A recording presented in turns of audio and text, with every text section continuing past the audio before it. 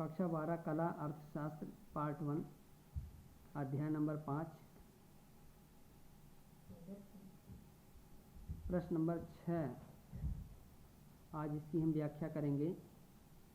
मान लीजिए कि प्रश्न 5 में संतुलन कीमत बाजार में फर्मों की न्यूनतम औसत लागत से अधिक हो।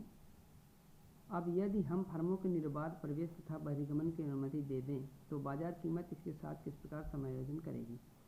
ध्यान से देखिए प्रश्न। मान लीजिए कि प्रश्न संख्या 5 में संतुलन कीमत बाजार में फर्मों की न्यूनतम औसत लागत से अधिक हो।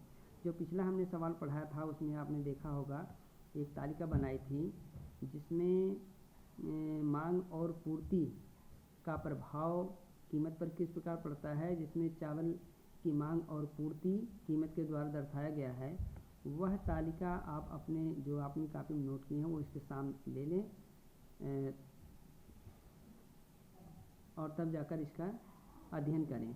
तो कह रहा है 5 में संतुलन कीमत बाजार में फर्मों की न्यूनतम औसत लागत से अधिक हो।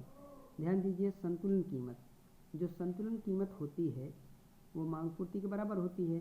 तो संतुलन कीमत बाजार में फर्मों की न्यूनतम औसत लागत, अगर संतुलन कीमत बाजार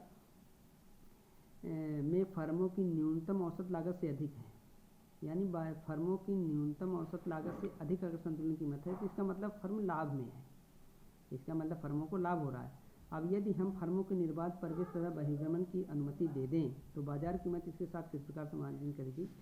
पूर्ण प्रतिस्पर्धी बाजार में आपने देखा होगा कि फर्मों का निर्बाध प्रवेश और बहिर्गमन, यानी जो फर्म है जो निर्बाध रूप से मार्केट में प्रवेश करती बहिर्गमन करती हैं, ये पूर्ण प्रतिस्पर्धी बाजार की विशेषता है।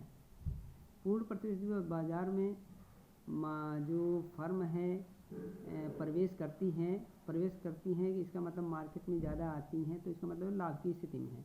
और अगर बहिर्गमन होता है यानी प्रवेश मार्केट से फर्म वापस जाती हैं, निकलती हैं, बहिर्गमन का मतलब निकलना, अगर मार्केट से निकलती हैं ज़्यादा वापस जाती हैं तो इसका मतलब फर्में जो है हाँ लाभ की स्थिति नहीं है, हानि की स्थिति में है।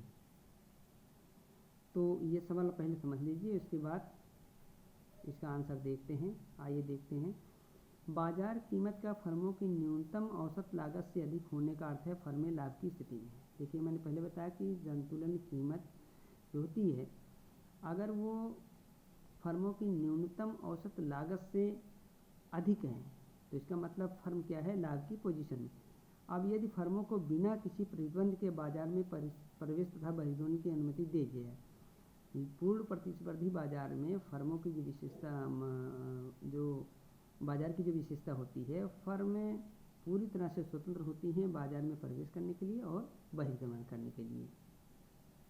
तो इनको अगर अनुमति दे दी जाए तो फर्में तेज़ी से बाजार में प्रवेश करेंगी और इस प्रकार लाभान्वित होंगी। यानी जब संतुलन कीमत अधिक है तो फर्म क्या होगी, उनको अनुमति मिली हुई है, वे प्रवेश करेंगी, मार्केट में ज़्यादा आएंगी, लाभ के कारण आएंगी। लेकिन जब मार्केट में ज़्यादा आ जाएंगी, प्रवेश कर लेंगी, तो फर्मों की संख्या ज़्यादा होने से क्या हो जाएगा, पूर्ति ज़्यादा हो जाएगी।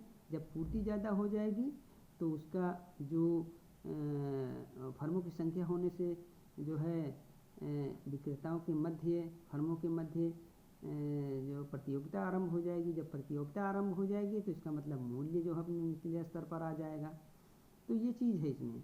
नई फर्मों के बाजार में प्रवेश करने से बचत वस्तु की पूर्ति बढ़ जाएगी। भाई ज़्यादा प्रवेश करेंगे तो पूर्ति बढ़ जाएगी क्योंकि फर्म ज़्यादा हो गई। बाजार कीमत कम हो जाएगी, फर्में ज़्यादा हो जाएंगी, प्रतियोगिता बढ़ेगी तो बाजार की कीमत कम हो जाएगी और यह फर्मों की न्यूनतम औसत लागत के बराबर हो जाएगी। तो ये स्थिति इसमें है। प्रश्न नंबर 2 देखते हैं। जब बाजार में निर्बाध प्रवेश तथा बहिर्गमन की स्थिति है तो फर्में पूर्ण प्रतिस्पर्धी बाजार में कीमत के किस स्तर पर पूर्ति करती हैं। ऐसे बाजार में संतुलन की मात्रा किस प्रकार निर्धारित होती है। सवाल को समझना है।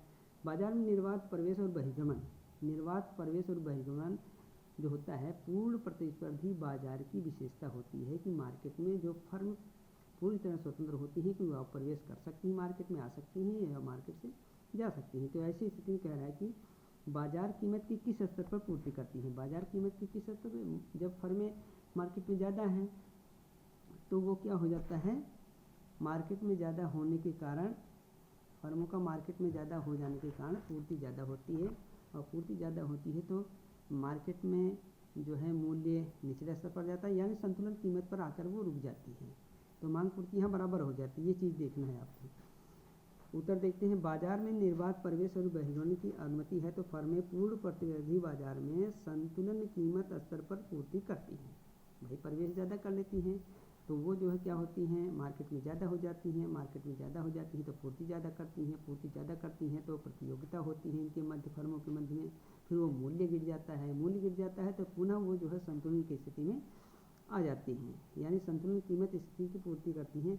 ऐसे बाजार में संतुलन मात्रा उस बिंदु पर निर्धारित होती है जहाँ बाजार मांग बाजार पूर्ति के बराबर हो जाती है। ये सूत्र पहले भी आपने देखा है, अर्थात वाई डी बराबर वाई एस। चित्र 5.4 में संतुलन कीमत ओपी है और संतुलन मात्रा ओक्यू है। चित्र भी दिया हुआ है, यहाँ देख लीजिए, ओ एक्स रेखा पर मात्रा है, ओ वाई रेखा पर कीमत है और ओ पी इसकी संतुलन कीमत है, ओ क्यू संतुलन मात्रा है।